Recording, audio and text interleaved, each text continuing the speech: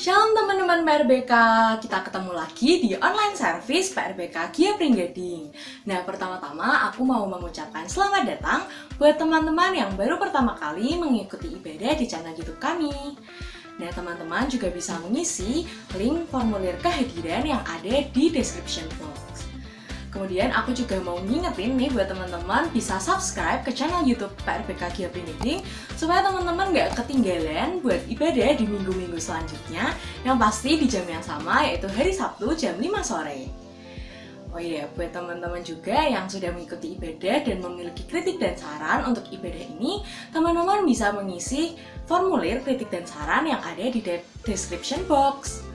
Nah, buat teman-teman yang mungkin sudah lama menjadi bagian dari PRBK ataupun yang baru aja nih join bersama kami dan memiliki kerinduan untuk bergabung di dalam care group atau CG, teman-teman bisa langsung aja DM ke Instagram rbk.pringgading atau ppk.pringgading untuk kemudian akan dibantu oleh pengurus supaya teman-teman bisa bergabung di dalam care group. Oh iya, jangan lupa juga buat teman-teman bisa nge-follow Instagram ppk.pringgading atau rbk.pringgading supaya nggak ketinggalan info-info mengenai kegiatan PRBK. Nah, buat hafal ayat di minggu ini diambil dari Efesus 4 ayat 2a. Hendaklah kamu selalu rendah hati, lemah lembut, dan sabar. Sekali lagi ya teman-teman, Efesus 4 ayat 2a. Hendaklah kamu selalu rendah hati, lemah lembut, dan sabar. Oke, selanjutnya informasi mengenai persembahan. Nah, kita mau kasih persembahan kita yang terbaik buat Tuhan. Buat teman-teman yang beribadah secara online, bisa memberikan persembahan melalui transfer rekening BCA dengan nomor rekening yang sudah ditampilkan di layar. Atau juga teman-teman bisa memberikan persembahan melalui QR Code yang tersedia di OVO, Dana, dan GoPay. Oke, sebelum kita mulai ibadah, kita akan berdoa untuk persembahan dan juga ibadah kita hari ini. Mari teman-teman kita berdoa. Selamat sore Tuhan, terima kasih untuk sore hari ini. Kami masih bisa berada di tempat kami masing-masing ya Tuhan untuk beribadah Tuhan di sore hari ini. Saat ini Tuhan, kami mau menyerahkan untuk persembahan yang sudah kami beri Tuhan. Kau yang kiranya berkati untuk persembahan ini supaya hanya untuk memperlebar kerajaan-Mu saja Tuhan. Kau yang kiranya berkati teman-teman kami juga yang mengelola persembahan ini. Kami juga mau berdoa Tuhan untuk ibadah hari ini supaya walaupun kami berada di tempat kami masing-masing, tapi kami bisa membuka mata hati dan pikiran kami Tuhan untuk hanya fokus dan tertuju hanya padamu saja Tuhan. Terima kasih Tuhan, hanya di dalam nama Tuhan Yesus Kristus kami sudah berdoa dan mengucap syukur. Amin. Oke teman-teman, sekarang siapkan posisi kalian yang terbaik untuk beribadah dari rumah masing-masing. Selamat beribadah. Shalom PRBK. Firman Tuhan berkata, tetapi penghibur, yaitu Roh Kudus, yang diutus dalam nama Tuhan Yesus Kristus. Dia mengajarkan segala sesuatu dan yang mengingatkan kamu akan segala perkataan Tuhan kepada kamu. Mari kita persiapkan hati kita. Kita mau bangun. Kita mau menyembah Tuhan Yesus Kristus dalam Roh Kudus.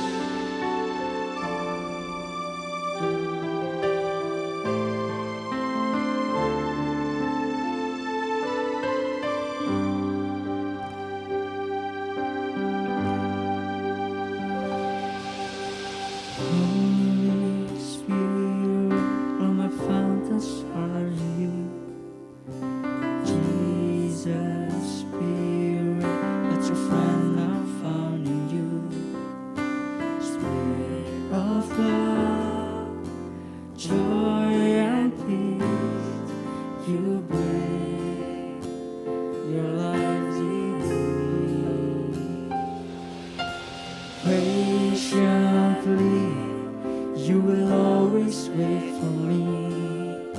You're so kind, so good and faithful too, and brighter in my flesh gently lead me to you.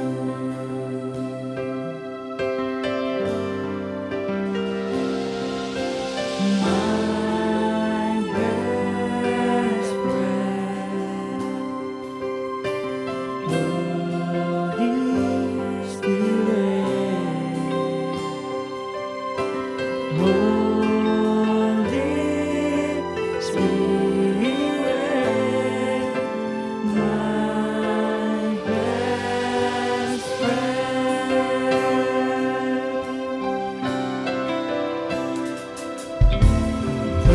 Patiently, you will always wait for me. You're so kind, so good and faithful too, and brighter in my flesh gently lead me to you.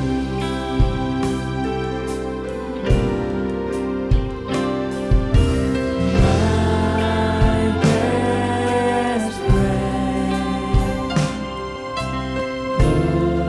Holy Spirit, Holy Spirit, my best friend.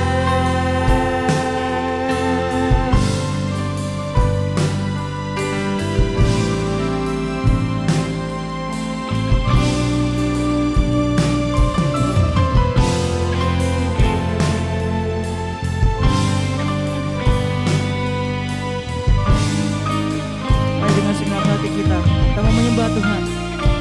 Oh my best friend.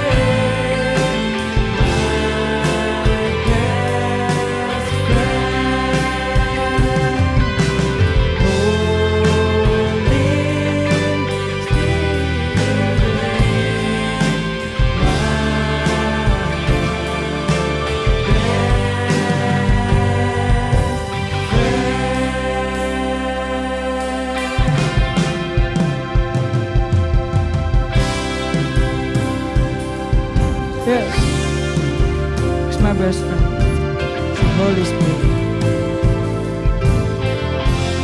Come, the Holy Spirit. Inside your fire, and release your power.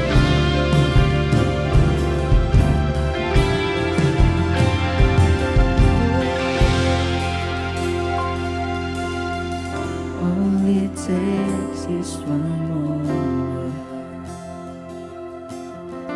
and just one touch from you. Put aside all distractions, so I can for you, I can for you. I need you more than ever. There's nothing else satisfies.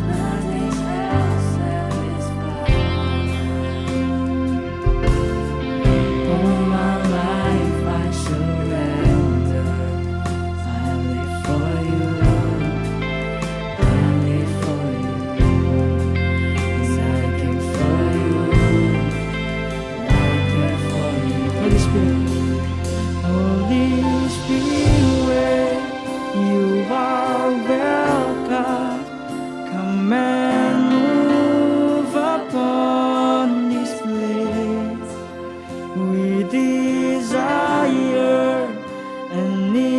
encounter once again. Holy Spirit, Holy Spirit, Holy Spirit. Now that my heart is open, now that my heart is open, I am ready for you. 'Cause Jesus staying deeper, 'cause I came for you, I came for you. Oh, I came for you, I came for you. Holy Spirit, you are welcome. Come and move upon this place. We desire an encounter once again. Come on, send your fire, send your fire, release your power, so we'll never be the same. 'Cause we desire an encounter once again. We make way, we make way, we make room. Lord, let your spirit move. Have your way in this place. Lord, we have come for you. We make way, we make way, we make room. Oh, Lord, let your spirit move.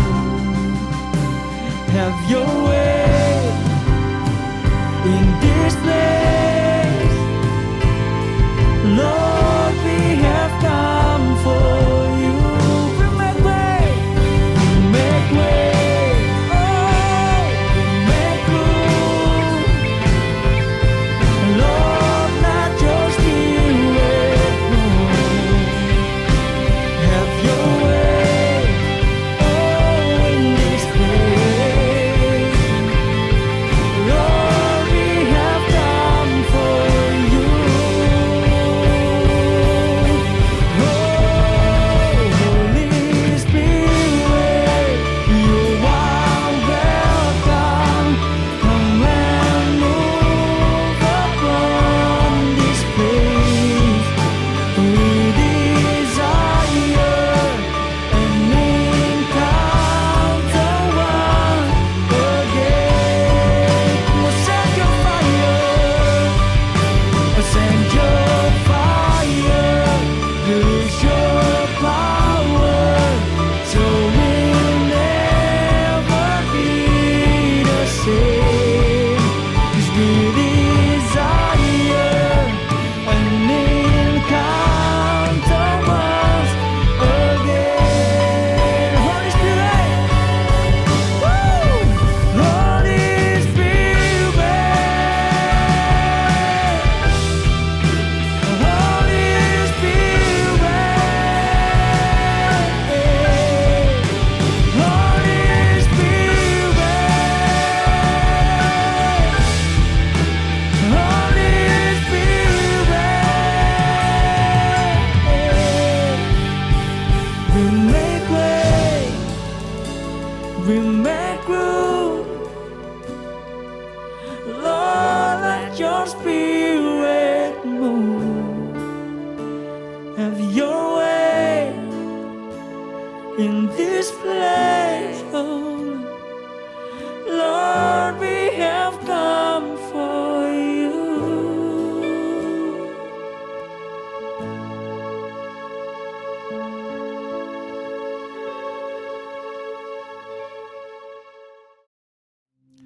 Shalom, mari kita tundukkan kepala kita dan kita berdoa. Tuhan Tuhan Yesus, terima kasih Tuhan atas hari ini. Terima kasih Tuhan atas kasih karunia-Mu sampai dengan hari ini. Pimpin ya Tuhan hamba-Mu untuk menyampaikan setiap firman-Mu yang kami percaya berasal hanya daripada-Mu. Bukan kepada hamba-Mu dan bukan kepada siapapun ya Tuhan, tapi hanya fokus kepada-Mu. Sehingga semuanya terungkap dan tersingkap. Setiap rahasia, setiap firman ini masuk ke dalam hati kami, ke dalam pengertian kami, sehingga menjadi berkat dan benih yang terus berbuah di dalam hidup kami. Terima kasih ya Tuhan, di dalam nama Tuhan Yesus kami mau memulai dan mengucap syukur. Amin. Shalom semuanya. Perkenalkan sekali lagi, nama saya Jimmy Budiarto. Kepada semua saudara-saudara seiman yang ada di PRBK GIA Pringgading Semarang. Sayang sekali saya nggak bisa berada di sana.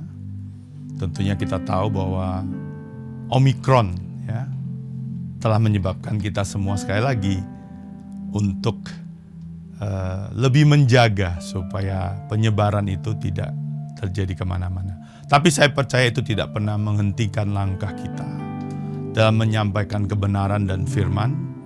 Dan saya percaya meskipun kita lihat online, tetap pada akhirnya pesan itu tersampaikan. Yesus yang diberitakan dan kebenaran itu dinyatakan. Saya undang saudara untuk membaca Matius 7 ayat 21 sampai 23. Bukan setiap orang yang berseru kepadaku Tuhan, Tuhan akan masuk ke dalam kerajaan surga, melainkan dia yang melakukan kehendak Bapa-Ku yang di surga. Pada hari terakhir, banyak orang akan berseru kepadaku, Tuhan, Tuhan, bukankah kami bernubuat demi nama-Mu, dan mengusir setan demi nama-Mu, dan mengadakan banyak mujizat demi nama-Mu juga? Pada waktu itulah, aku akan berterus terang kepada mereka dan berkata, aku tidak pernah mengenal kamu. Enyahlah daripadaku, kamu sekalian pembuat kejahatan. Nah, kita bisa melihat pada waktu kita membaca secara keseluruhan, tanpa kita deep dive dan immerse ke dalam setiap kalimatnya. Pengertian kita adalah bahwa sepertinya Tuhan marah kepada si orang-orang jenis ini. Tapi ada satu pertanyaan besar. Apakah memang mengusir setan, bernubuat, dan berbuat keajaiban adalah sebuah kesalahan? Dan sebenarnya apa yang ada, misteri apa yang ada di sini? Kalau kita dan lewat Roh Kudus, seperti apa yang Roh Kudus berikan kepada saya, kita bisa masuk lebih dalam lagi setelah kita bisa lebih pelan lagi melihat setiap kalimat dan kata yang ada di sini. Yuk kita mulai dulu dengan konteks setting daripada ayat ini. Nah, kita perlu mengingat bahwa Matius 7 ayat 21 sampai 23 adalah apa yang diucapkan oleh Tuhan pada saat dia ada di Mount Beatitude, Bukit Sabda Bahagia. Nah, di atas bukit itu Tuhan Yesus memulai perjalanannya dengan menyampaikan pesan yang luar biasa ini. Nah, pesan ini Matius 7, 21 sampai 23 ini merupakan dua pesan terakhir. Bukan yang paling akhir, tapi bagian yang akhir. Biasanya, kalau sudah menuju akhir, itu adalah sebuah pesan yang sangat penting. Dan ada banyak sekali pernyataan di sini yang sebenarnya dikatakan oleh Tuhan, tapi kalau kita tidak punya pengertian yang benar, maka kita tidak akan sebenarnya mengerti artinya, ya. Dan kita percaya di sini Ini adalah sesuatu yang harus kita dalami sehingga kita mengerti secara clear apa artinya. Nah, kalau kita lihat di Alkitab terjemahan baru, dikatakan judulnya adalah hal pengajaran yang sesat. Ya. Dan di NIV dikatakan di sini, judulnya adalah The True and False Disciples. Aneh ya? Ada sesuatu yang kita harus mengerti dulu secara keseluruhan. Nah, di dalam perikop ini dibahas khususnya di ayat-ayat ini, dikatakan dan dibahas tentang topik bagaimana caranya kita bisa masuk ke kerajaan surga. Kalau saudara baca di Alkitab saudara, dari awal sampai akhir, Tuhan Yesus jelas membahas tentang bagaimana masuk kerajaan surga. Tidak ada di ayat yang lain, hanya ada di sini. Wow, sesuatu yang luar biasa. Lalu bagaimana caranya? Nah, ini ada beberapa kalimat dan perkataan yang kita harus ambil dan kita telaah, kita dalami sampai kita benar-benar mengerti secara jelas. Bagaimana sih caranya untuk masuk kerajaan surga? Mari kita masuk ke ayat berikutnya. Bukan setiap orang yang berseru kepadaku, Tuhan, Tuhan, yang akan masuk ke dalam kerajaan surga. Not everyone who says to me, Lord, Lord, will enter the kingdom of heaven. Masuk surga itu bukan hanya dengan kita, Tuhan, Tuhan. Kita tidak bisa hanya berkata seperti itu, kata Tuhan. Ya.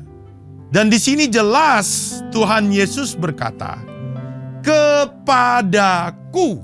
Ya kan? Setiap orang yang berseru kepadaku. Ya. Berarti jelas dikatakan dan nyatakan di sini. Dan bagi yang sadar bahwa Tuhan Yesus berkata, bagi kepada siapa yang berseru kepadaku. Wow, ini adalah pernyataan Tuhan Yesus sebelum dia naik ke surga. Buat orang-orang yang mungkin baru mengenal Yesus, wah, ini orang siapa? Kok bisa ya seseorang manusia seperti ini bisa menyatakan bahwa untuk masuk surga, engkau harus berseru kepadaku. Walaupun bukan itu caranya, tetapi ada yang lain. Ada cara yang lain, tetapi harus kepadaku. Wow, sungguh luar biasa ya. Ada sebuah pernyataan yang seperti itu. Jelas-jelas berkata bahwa untuk masuk surga ada kaitannya dengan aku, kata Yesus. Ya. Nanti kita akan jelaskan lebih detail lagi. So pertanyaannya, kalau bukan manggil aja atau berseru-seru aja, harus gimana dong? Kan gitu ya, saudara-saudara ya. Apa yang harus kita lakukan? Nah, di ayat-ayat berikutnya ini akan kita bahas. Melainkan Dia yang melakukan kehendak Bapa-Ku yang di surga. So only for he who does the will of my Father who is in heaven. Kalau ini adalah sebuah khotbah, saya akan tanya, siapa di sini yang percaya bahwa kita harus mampu melakukan kehendak Bapa, ya, untuk bisa masuk ke surga. Nah, kita harus garis bawahi di sini ada beberapa kata-kata yang penting yang sering kita semua gagal paham. Ya. Gagal paham karena kita tidak mengerti sebenarnya dan sering merasa di sini sebenarnya siapa yang melakukan kehendak Bapa. Ada dua kata yang sangat penting di sini, yaitu kalau di bahasa Inggrisnya yaitu does, ya kan? Yaitu melakukan. Dan satu lagi adalah kata kehendak Bapa-Ku yang di surga. Pertanyaannya, sebenarnya apa sih yang merupakan dan menjadi kehendak Bapakku yang di surga? Ini kita harus jelas mengerti. Dan itu bukan lewat perkataan seseorang, tetapi kita harus kembali ke firman dan ke Injil. Ya. Apa sih yang merupakan kehendak Bapakku yang di surga? Saya mau ajak saudara untuk buka Matius 18 ayat 12 sampai 14. Bagaimana pendapatmu jika seorang mempunyai 100 ekor domba dan seekor diantaranya sesat? Tidakkah ia akan meninggalkan 99 ekor di pegunungan dan pergi mencari yang sesat itu? Dan aku berkata kepadamu, sesungguhnya jika ia berhasil menemukannya, lebih besar kegembiraannya atas yang seekor itu daripada atas yang ke-99 ekor yang tidak sesat. Perhatikan ayat yang ke-14. Demikian juga Bapamu yang di surga tidak menghendaki supaya seorang pun dari anak-anak ini hilang.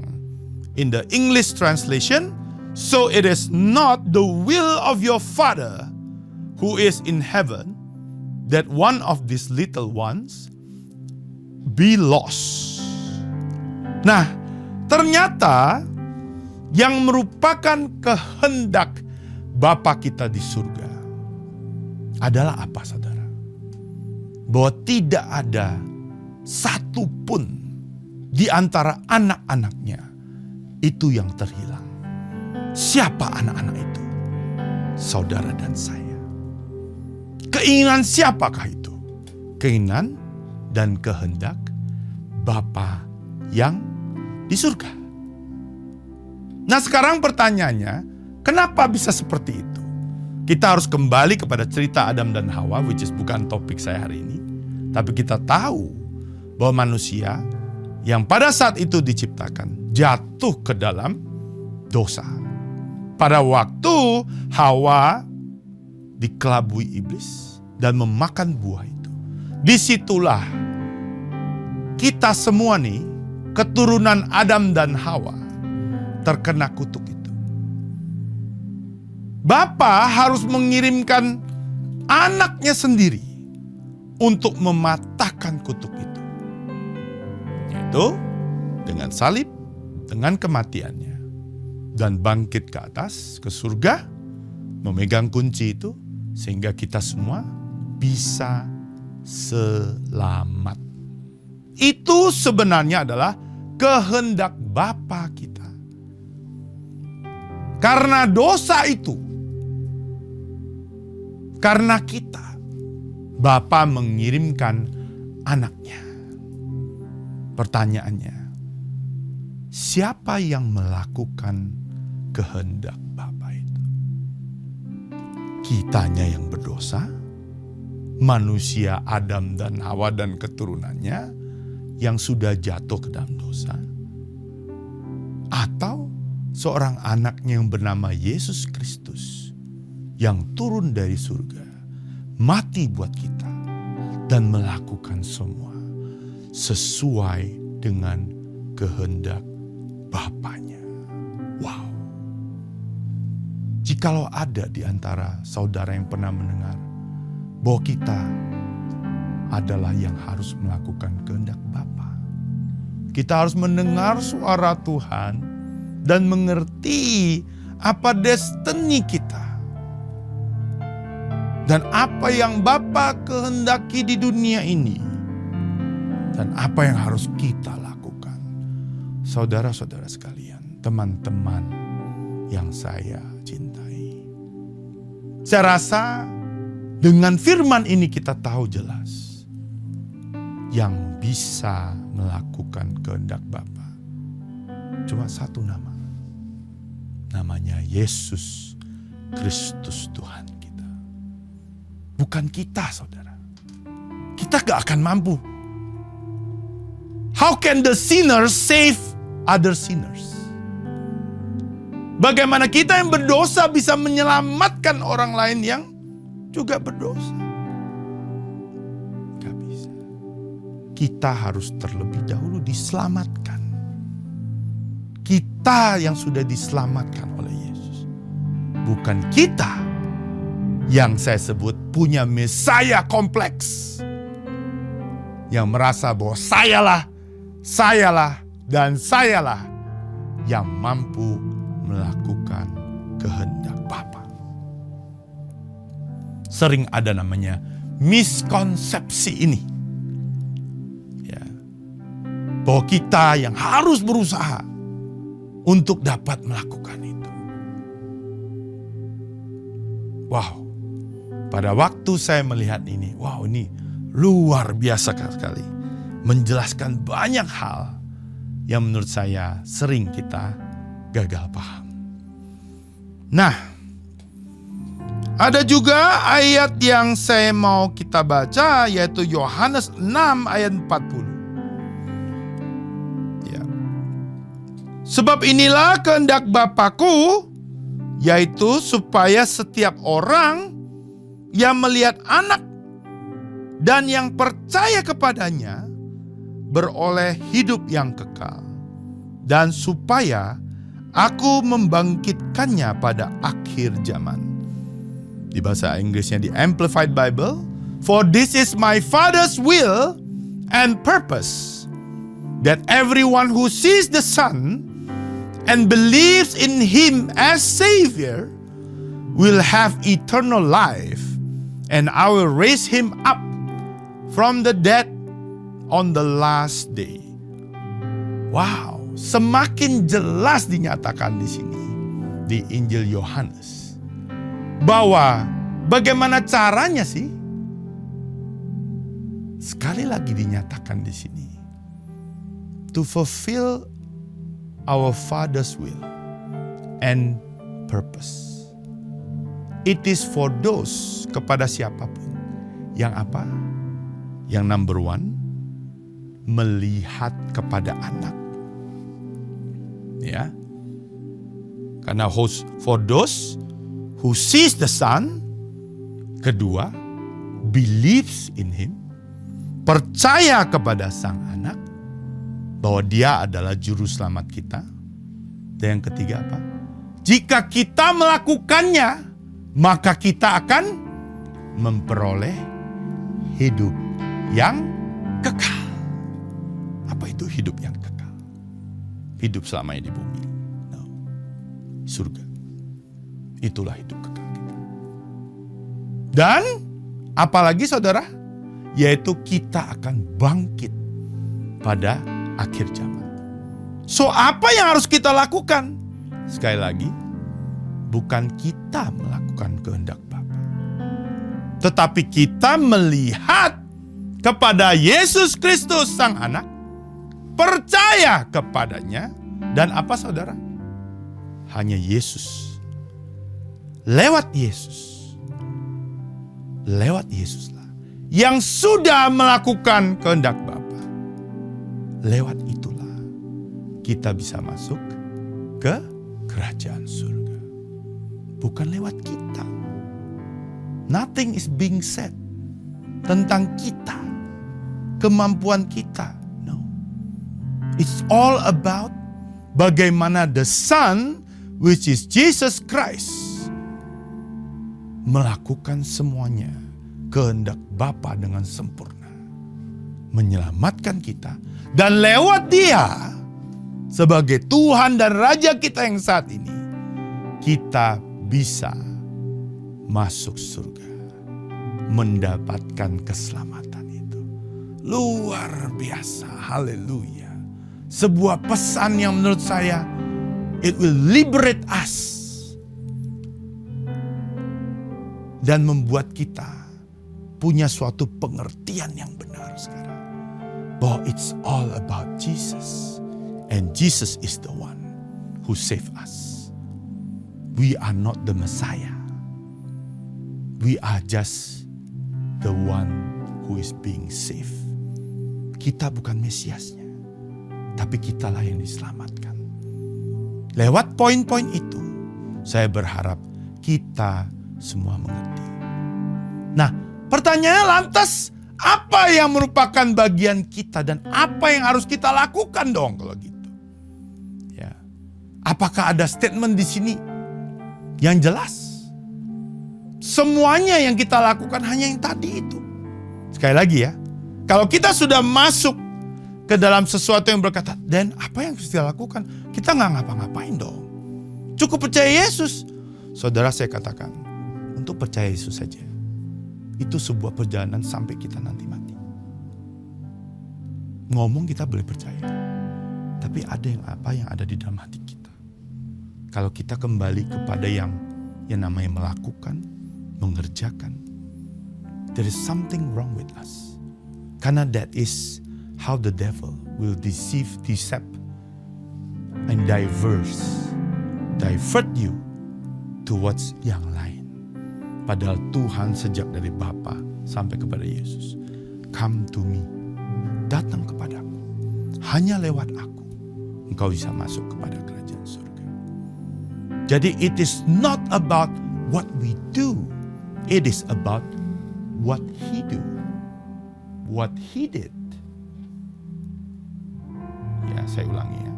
Itu yang penting. Bukan tentang apa yang kita lakukan, tetapi apa yang Tuhan Yesus sudah lakukan bagi kita. Itu yang menurut saya sesuatu yang kita harus mengerti. Oke.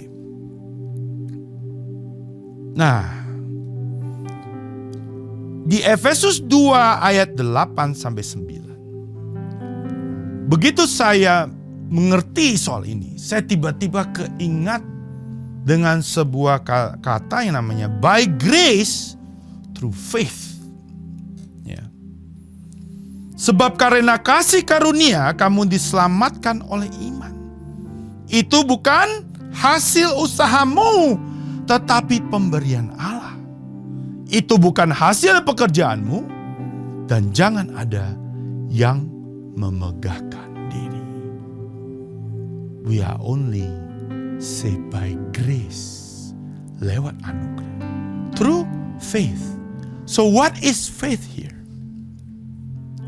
Faith is our belief in Jesus Christ. Bukan ukuran daripada iman kita. Pertanyaan saya, ukuran iman kita yang seperti apa?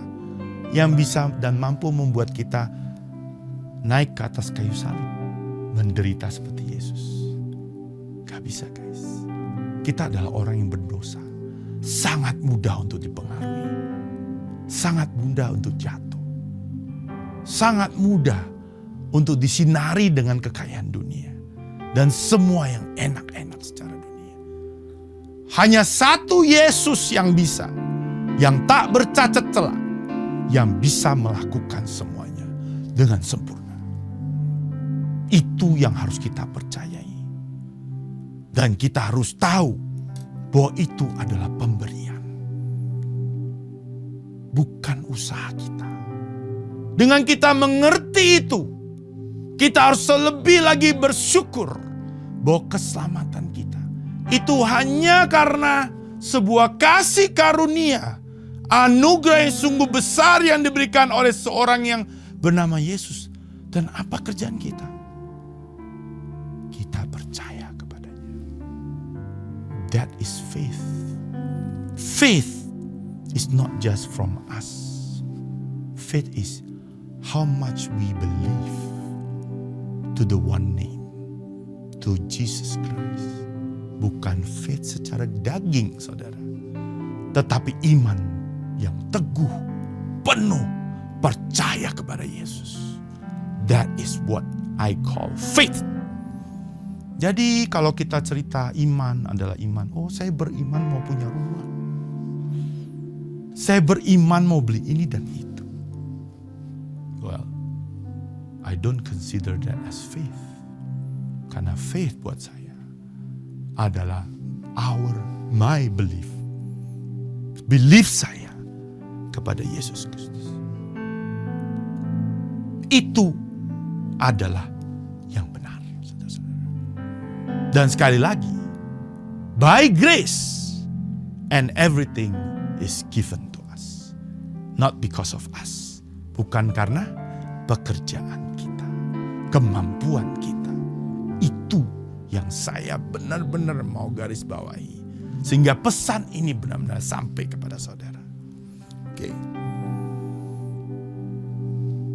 Di Matius 12 ayat 50. Ya, sekali lagi kita masih di dalam pembahasan apa yang dimaksud dengan melakukan kehendak Bapa-Ku di surga.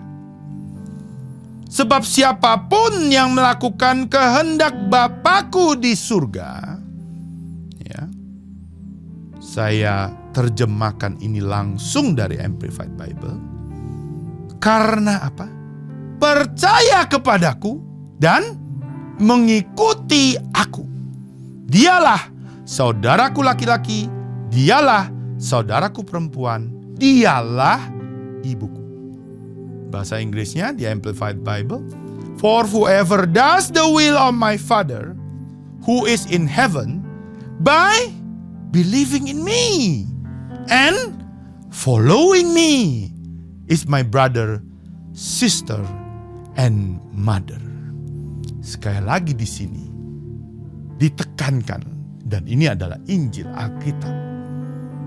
Bukan kita yang melakukan, melainkan Yesus. Karena kita tidak akan pernah bisa. Lalu kita harus apa? Melihat dan percaya bahwa itu sudah selesai, sudah dilakukan oleh Yesus, dan yang melakukannya adalah Yesus. Nah, apa yang harus kita lakukan? Seperti dikatakan di sini, kita harus percaya, kita harus mengikuti Yesus. Wow, ini firman Tuhan, saudara, bukan firman Jimmy. Sekali lagi, kita harus kembali ke firman. Apa itu kehendak Bapa dan bagaimana dan siapa yang melakukan kehendak Bapa? Itu harus sangat jelas. Nah, saya mau masuk ke ayat berikutnya. Karena menurut saya tadi sudah sangat jelas ya. Nah, di ayat berikutnya ini yang sering menjadi pertentangan di antara kita. Membuat kita agak deg-deg.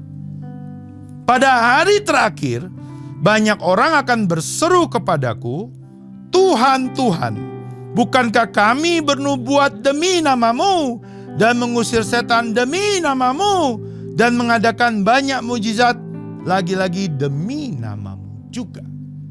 Ya. Saya mau bertanya kepada saudara, apakah kita semua sepakat bahwa tidak ada manusia yang bisa mengusir setan? Ya ada sih, kalau bukan kuasa daripada Tuhan, ya.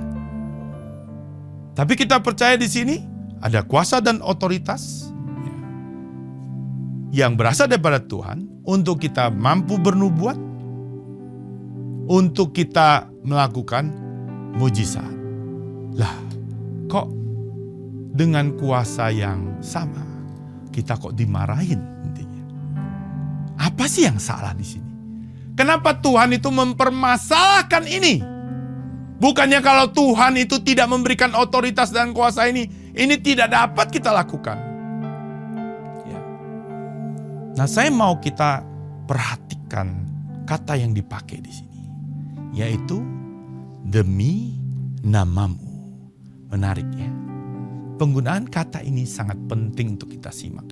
Ternyata demi nama-Mu ini di bahasa aslinya di Yunani adalah bukankah kami. Jadi ada sebuah pernyataan ya yang mengharapkan sebuah hubungan timbal balik di sini. Artinya apa? Loh Tuhan, bukankah kami sudah melakukan ini?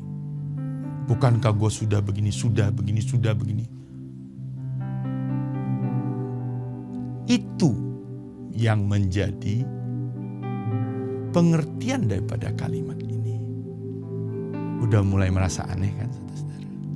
Ada sesuatu yang dikatakan di sini, sehingga kita bisa sangat jelas untuk mengerti ada apa sih.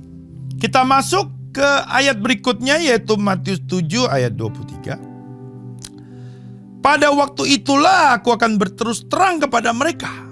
Mereka-mereka yang tadi demi namamu sudah melakukan A, B, dan C itu. Dan berkata, aku tidak pernah mengenal kamu. Wow. Bagaimana rasanya ya? Kalau Anda dikatakan oleh Tuhan bahwa aku tidak kenal kamu. Wow. It's such a statement that make us all shivers. Nah, dikatakan di situ pada waktu itulah. Wow. Apa yang dimaksud di situ pada waktu itulah? Yaitu pada waktu penghakiman itu, kata Tuhan. Ya. Kok sepertinya ini baru dikasih tahu waktu akhir ya? Jadi kalau ini dikatakan pada waktu itulah, berarti pada waktu akhirnya ya. Sepertinya kan, loh kok gak kasih tahu dari sekarang Tuhan? Saudara, itulah yang namanya kasih karunia. Artinya apa? Tuhan tetap membiarkan kita sampai pada akhirnya kita bisa sadar sendiri. Banyak di kita merasa, wah Tuhan tuh kejam. Wow, saya lihat di sini Tuhan tuh baiknya luar biasa. Karena even kepada orang-orang ini yang saya yakin punya suatu keeroran yang nanti kita akan bahas ini. Diberikan kesempatan sampai Tuhan bilang, pada akhirnya nanti. Artinya ada sekian kesempatan yang diberikan. Itulah satu kalimat itu, satu kata.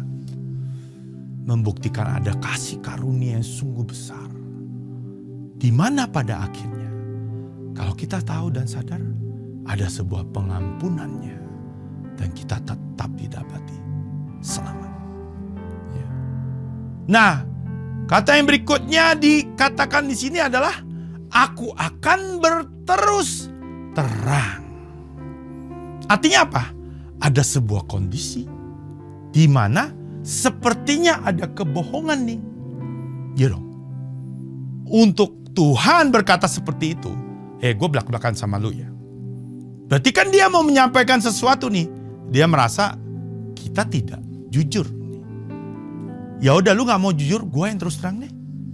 Ini apa yang aku pikir dan rasakan. Artinya ada sebuah tanda. Sepertinya tertutup dan tidak terlihat. Nah, kata kunci yang ada di sini adalah, aku tidak pernah mengenal kamu. Berarti yang paling penting itu apa, saudara? Harus kenal dia. Benar, saudara? Pengenalan. Lebih dari membuat mujizat. Ini dan itu. Tuhan berkata, aku tidak kenal kamu. Berarti dia menempatkan itu di atas. Melebihi dari mujizat, melebihi daripada nubuat, dan semuanya. Wow, another powerful message. Ya. Nah, kita bisa lihat di ayat berikutnya, yaitu Matius 7 ayat 23. Enyahlah daripadaku kalian semua yang tadi itu, sang pembuat kejahatan. Ya. Depart from me, you are banished from my presence, you who act wickedly and disregard my commands. Wow, act wickedly di sini berarti apa, saudara? Berarti ada kejahatan yang dilakukan di sini. Apa itu kejahatannya? And disregarding my command. Sesuai dengan Amplified Bible. Berarti ada perintah yang tidak diikutin. Wow, perintah yang mana, saudara? Makin kita bingung kan? Kok jadi perintah sih? Ada apa sih? Ini sesuatu yang kita harus mengerti. Nah, dalam saya menyusun ini, saya selalu berdoa, Tuhan, apa yang akan disampaikan? Roh Kudus membawa saya. Coba kamu lihat terjemahan dari The Message dari Matius 7 ayat 21 sampai 23. Waktu saya membacanya, saya langsung tercengang dengan kata-kata dan kalimat yang dipakai. Yang saya yakin saudara pasti percaya seberapa polosnya ini. Dan langsung nendang ke dalam siapapun yang membacanya. Saya bacakan saudara, mengetahui kata kunci yang benar dengan berkata, Tuhan, Tuhan misalnya. Ini saya terjemahkan langsung ya. Dari The Message ke dalam bahasa Indonesia. Dengan berkata Tuhan, Tuhan misalnya, tidak akan membawa Anda kemanapun bersama dengan saya, kata Tuhan Yesus. Yang dibutuhkan, kata Tuhan, adalah ketaatan yang serius dan melakukan apa yang Bapa kehendaki. Saya dapat melihatnya sekarang pada penghakiman terakhir. Ribuan orang berjalan ke arah saya dan berkata, Guru, kami mengotbahkan pesanmu. Kami menghancurkan iblis. Proyek kami, saudara-saudara, yang disponsori Tuhan, membuat semua orang berbincang tentangnya. Dan tahukah Anda apa yang saya katakan? Tuhan berkata, kalian ketinggalan perahu, kata Tuhan. Semua yang Anda lakukan hanyalah menggunakan saya. Untuk apa? Menjadikan diri Anda menjadi penting. Anda tidak membuat saya terkesan sedikit pun. Kamu keluar dari sini. Wow. Dengan jelas Alkitab The Message membahas tentang ternyata motivasi hati dan modus yang saya katakan yang diketahui oleh Yesus. Karena Tuhan menyelidiki hati. Mereka boleh berkata, demi namamu, bukankah aku sudah melakukan sesuatu sesuai perintahmu? Tetapi Tuhan yang melihat hati dan motivasi hati kita. Itu yang menjadi masalah, saudara-saudara. Kembali lagi, kalau motivasi kita tidak benar, bukan berbuat keajaiban yang tidak benar. Tidak, bukan itu. Karena banyak orang butuh keajaiban. Bukan memberikan dan menyampaikan nubuatan itu salah. No. Nubuatan yang daripada Tuhan. Nabi tanda petik zaman dahulu terus menyampaikan itu. Tetapi bukan itu kuncinya. Tetapi motivasi hati kita pada saat itu sepertinya kita lakukan memakai nama dalih Tuhan. Itu yang menjadi masalahnya di sini. Soal motivasi hati. Kita bisa lihat di Yesaya 29 ayat 13.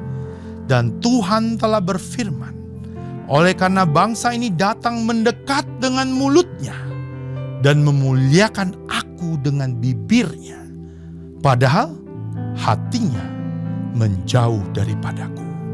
Dan ibadahnya kepadaku hanyalah perintah manusia yang dihafalkan. Wow, Tuhan melihat hati ya saudara-saudara. Di Matius 6 ayat 21 dan 24. Karena di mana hartamu itu berada, di situ juga hatimu berada. Tak seorang pun yang dapat mengabdi kepada dua tuan. Karena jika demikian, ia akan membenci yang seorang dan mengasihi yang lain. Atau ia akan setia kepada yang seorang dan tidak mengindahkan yang lain. Kamu tidak dapat mengabdi kepada Allah atau Tuhan dan kepada Mamon. Memang kita tidak sedang membicarakan Mamon. Tapi kita sedang membicarakan mengenai ada dua kepentingan di sini.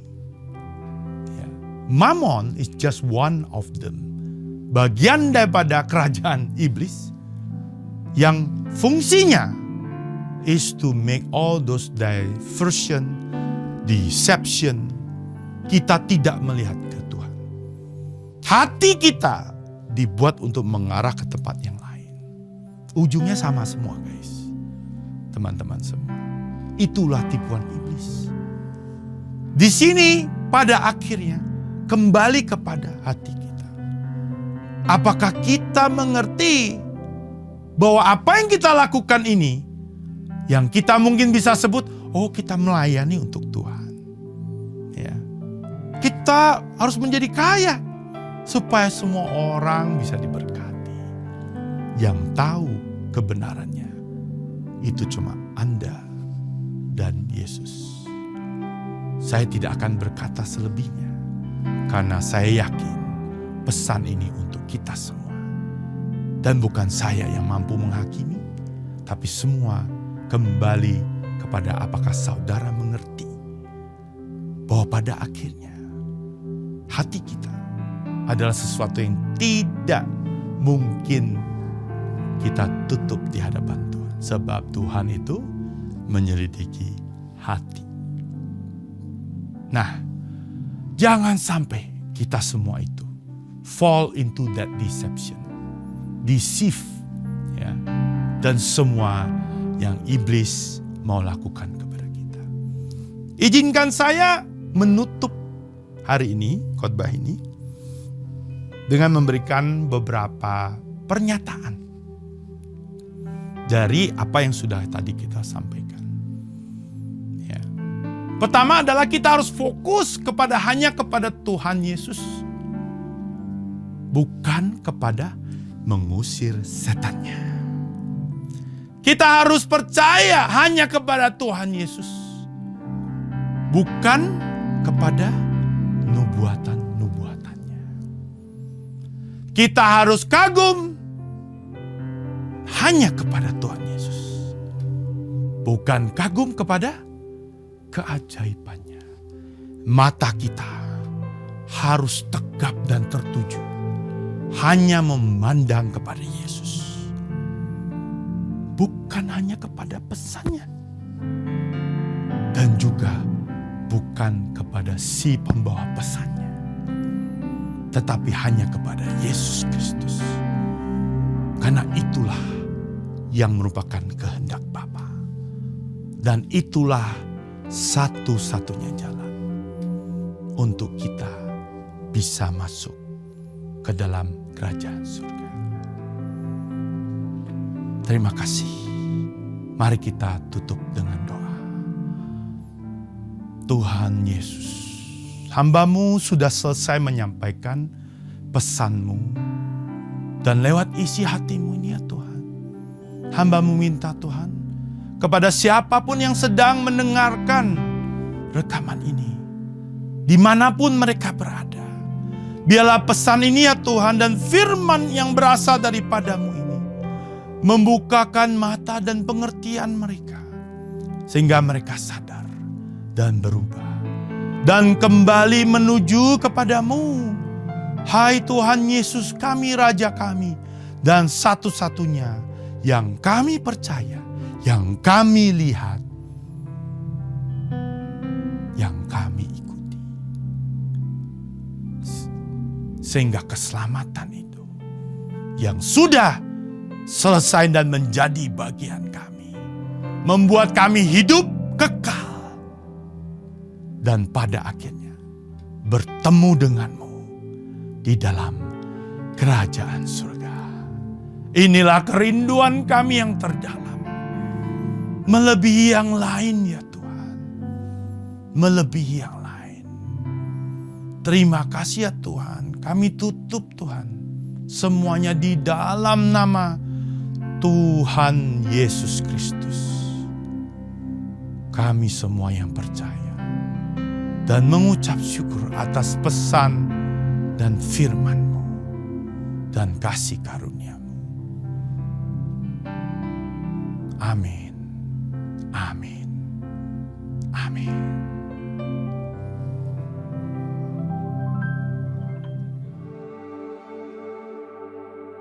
Ku mau hidup berkenan di hatimu.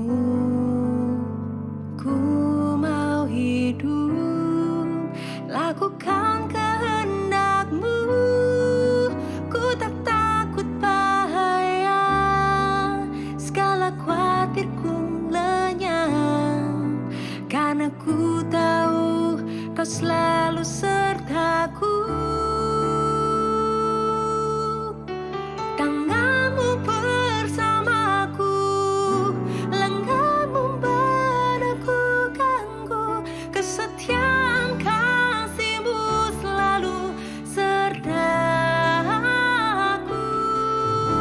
Tanganmu bersamaku, lenganmu meneguhkanku, kesetiaan kasihmu selalu sertaku untuk selama-lamanya.